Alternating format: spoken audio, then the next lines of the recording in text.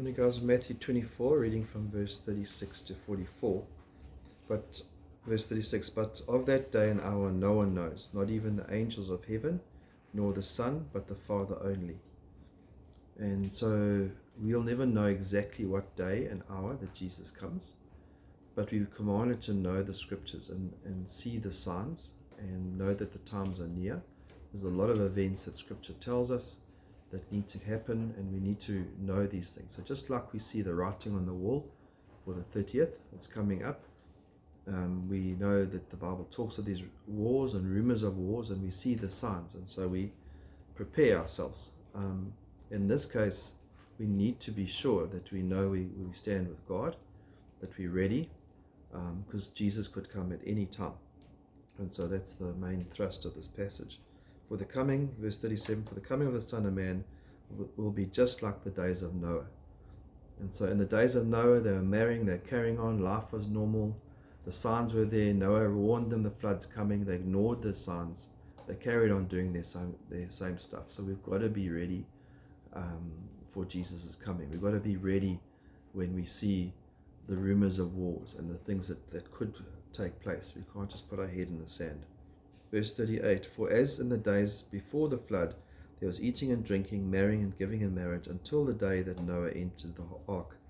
And they did not understand until the flood came and took them all away. And that's so sad, is that there can be a time where it's too late. Jesus is here. He's going to you're going to stand before him in judgment and give an account, and then it's too late. If you're not prepared and the war comes on the 30th, it's too late. And so we need to be prepared, specifically spiritually in this context.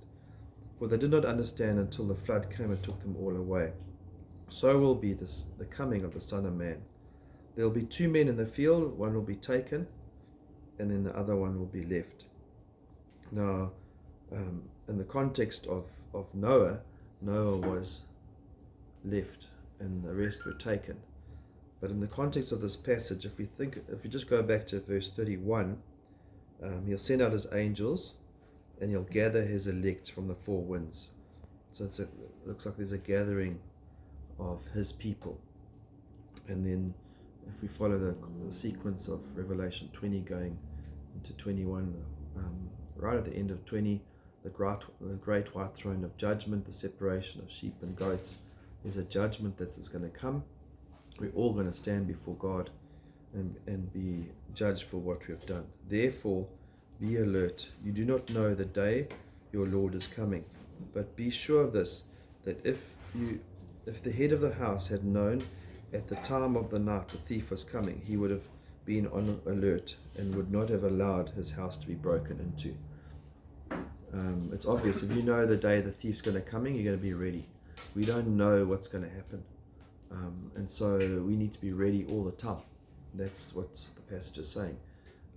Jesus may come, maybe today he's coming. And so let's be ready even today.